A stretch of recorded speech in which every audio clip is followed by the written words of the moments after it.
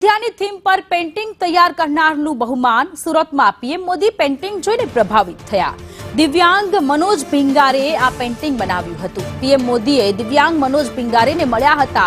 સુરત શહેરે ભાજપ દિવ્યાંગને 1 લાખ રૂપિયાનો ચેક આપ્યો છે। મનોજ ભીંગારે પગ અને મોઢેથી આ પેઇન્ટિંગ બનાવી હતી। ડિંડોલી વિસ્તારમાં રહે છે દિવ્યાંગ મનોજ ભીંગારે નાનપણમાં અકસ્માતમાં બંને હાથ ગુમાવ્યા હતા। પહેલેથી સાહેબનો હું બહુ ફેન છું।